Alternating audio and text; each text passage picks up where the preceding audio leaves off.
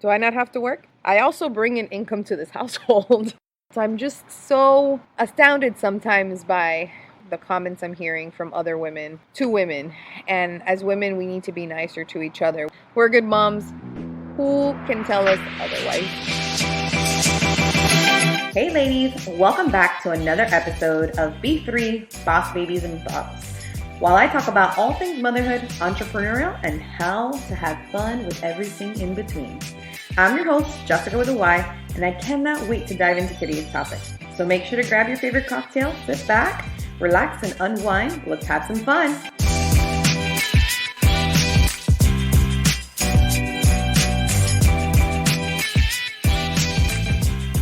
Hey everyone, welcome to today's episode of Boss Babies and Bottles, and today I'm talking about mom guilt. I feel like if your mom has felt this before, and it's just a topic that I felt kind of strongly about as I kind of listen to friends and family who are hearing my podcast talk to me. I realize how much stuff we have kind of going on inside of us as women, and I don't feel like we talk about it enough. And so it was really hard for me to do that last episode on breastfeeding and talking about the NICU, my son, and I just feel like mom guilt is one of those things that sits inside of all of our brains as mothers, because as moms, we want to do everything, right? And societal norms are really kind of just on top of us, on top of everything else that we have going on. And so I just kind of wanted to go through, I guess, the things I'm feeling as mom guilt and that I know other people are feeling. And it's just crazy to me because in terms of the whole breastfeeding thing, I wanted to, if there was a way that I could have possibly breastfed my children fully, no formula, just somehow both of them fully every single time, I probably would have. I literally did all the research and had plans on it in my head and knew that it would be difficult, but if there was a way, I was going to figure it out. And having it not work exactly as I had envisioned it is semi-disappointing. But and I'm okay with the way that we are now. I give my kids what I can. They still breastfeed. I pump for my daughter. I breastfeed my son. Ariella does not like being breastfed, but she does like mama's milk pumped. So I suffer and pump for her. And then Alejandro's always on me. He can't get enough of it. This poor guy. He's my little boy. But I wish I could give them fully, but they both eat a lot, and there's 2 kids, and there's really only so much I can do. And so I think okay with that mental space of where we're at as a family. And I know that at the end of the day I have to work and do things, and this is just kind of what it is. And it's easier for sure for me, and it works for our family, so that through the night my husband can help feed, and during the day I can have any of the family members come and help me without it being 100% me all the time. You feel a little bit of mom guilt, right, when it comes to, at least I do. And then I think even worse than that is when I have other women, which hopefully they're not doing this intentionally, especially this specific woman in my head example. She was talking to me about how she was able to fully breastfeed all of her kids. They didn't know what a bottle was and how great it was and how it was her pleasure to do that. And she's telling me this as I'm telling her how it is that it's working for our family. So it was kind of difficult to hear. She told me it not once. This was like the 3rd time she's telling me. And I'm just like, are you telling me to make me feel bad? Are you telling me to show off? Like, why are you telling me again? So it just gives me a little bit of that guilt, like not being able to do that for them. And I have to always constantly remind myself that I am a badass and I did everything that I could. And, had I known what I knew now then, maybe things had been a little bit different. But at the end of the day, I did the best I could with the information I had. And now I'm still doing the best that I can. And I need to constantly remind myself of that and not let other people's judgment reflect on the things that I do as a woman. I also feel a little bit of mom guilt sometimes, just not being 100% with my kids like I was in those first 3 months. I've obviously officially started working again, and with COVID kind of coming up a little bit, events are starting to come back, and I have to work. I have things to do, and I also have errands to run because no one else is doing my grocery shopping and all the errands I need to do and all the returns and making sure my kids have enough of everything that we need. Formula, diapers, I mean, you name it, right? I have things that I need to do as a mother, and sometimes I feel like I get little comments here and there like, oh, you're out doing this, or oh, you're actually doing that. And I can't even say who these comments are from, but I hear those things. They give me a sense of like, man, should I be home more? Should I be doing this? But then I'm like, but then who's going to do it?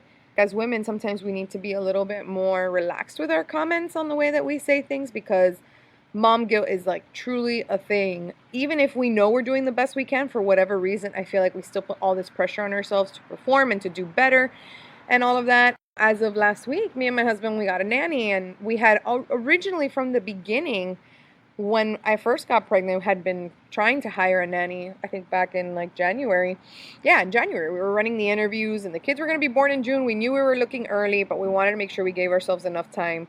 And we had found one that we truly loved. And with all this COVID stuff, we just really couldn't do it. Not only did we not want to have anybody in the house, but it just wasn't something that we felt we could have at the moment.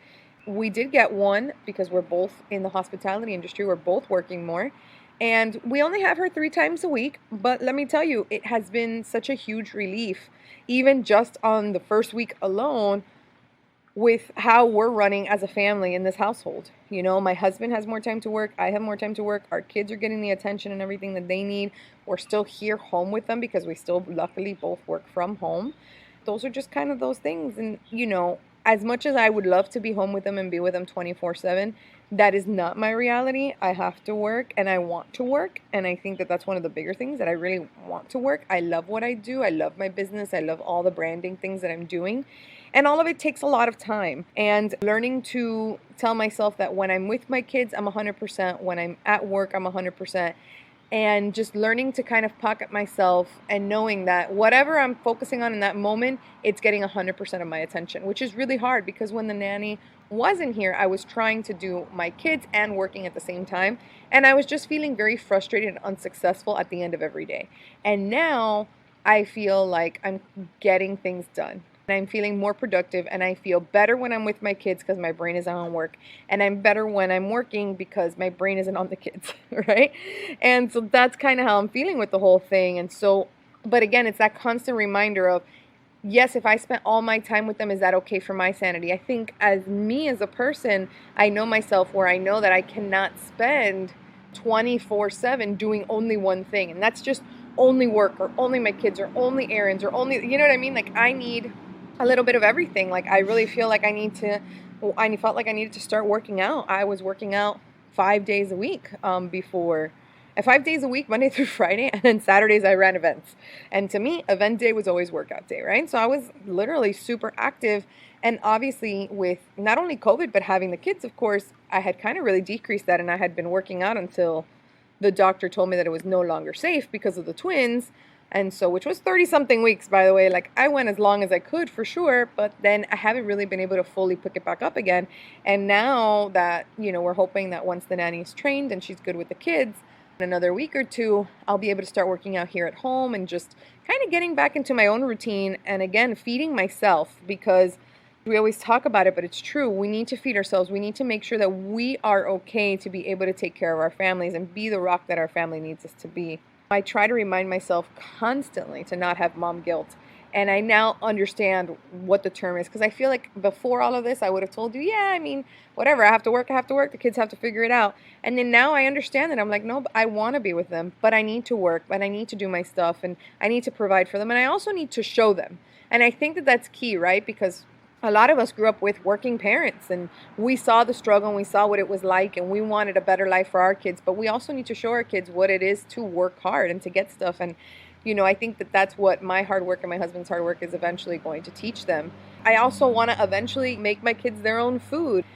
I just get a lot of comments on that from family, and I'm just like, guys, I want to try to do everything, but if at the end of the day I don't have time and no one's here to help me, which is another thing, by the way. People say they're going to help, and when they get to it, they don't, like when it happens. Before the kids were born, I had a lot of volunteers in terms of family, you know what I mean? And now I understand, like, when they're born, it's a lot to have 2 kids, guys.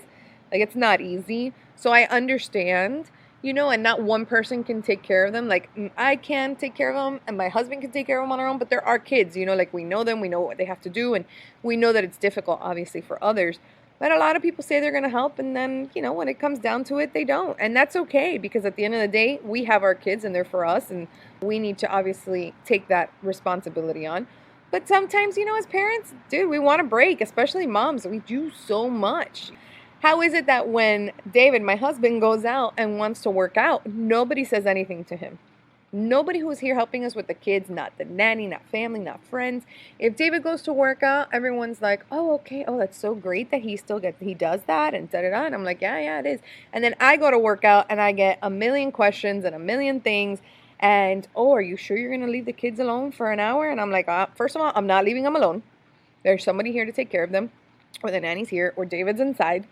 Oh, David's inside. Oh, he's such a good dad. And I'm like, okay, yes. He is an amazing father. I really cannot take that away from him. There's a lot of things I hit him with. He knows I hit him hard sometimes. But being a good dad, I mean, that is him. Like, he takes his time with our kids. He wants to make sure he has a relationship with each of them. But nobody questions him when he goes to do something. But everyone questions me. If I'm going out to work or I need to do a meeting or whatnot, I get questioned. But if he does, it's like, oh, yeah, David has to work. And I'm like, and what about me? Do I not have to work? I also bring in income to this household. Is this still like old gender roles? Is that what we're still dealing with? You know what I mean? And obviously it is. And it's just crazy to me because that guilt sits behind my head, because sometimes I'm like, should I not be doing these things? And then I always have to sit there and remind myself, I am a badass, right? I am a badass. And this is what I do. This is what I'm going to do. I am going to manage it all, and I'm going to make it look flawless. Because for me, it is all about balance. I'm going to make sure that I'm feeling good, that my kids are feeling good, and that I'm doing everything. But at the same time, at the end of the day, when I put my head on my pillow, I want to make sure that myself, my husband, and my kids are happy with what I'm doing. If those 4 people are not happy, well, myself, right, included, but if my nuclear family is not happy with the way that I'm running things, then that's where I'm going to change something. And that's what I need to constantly remind myself. And I think as mothers, we need to constantly remind ourselves, or as a woman, that you are doing enough, you are doing everything that you have to do. And yes, applying that pressure to ourselves does make us better. But at the same time, we need to make sure that we cut ourselves some slack, because I don't think I've met a mother who isn't giving her 100%. I only say that because, and excuse the noise, guys, I had to get away and go outside and do this podcast, because inside, if you go in there, you will hear crying children. So excuse the background noise there real quick. But another comment I had gotten was about sleep training the kids. The kids are officially now in their 4th month.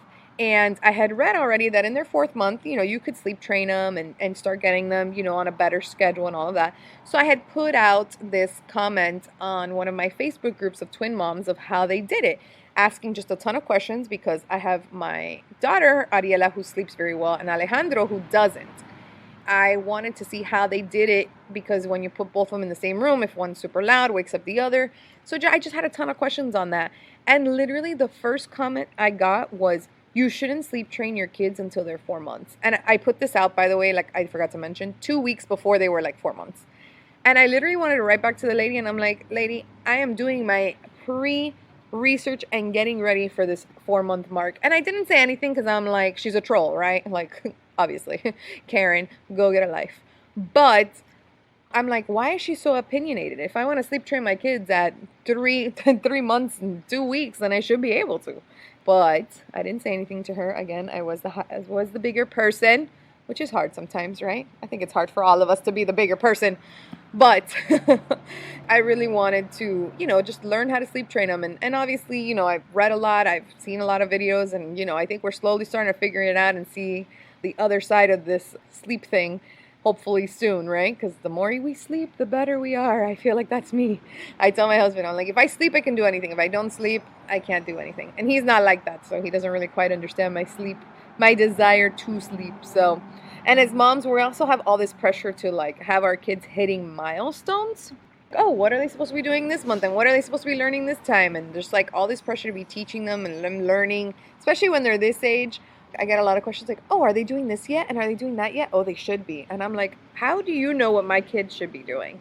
We're doing as best as we can here. And mind you, my kids developmentally are exactly where they should be, according to my pediatrician and everything that I've read.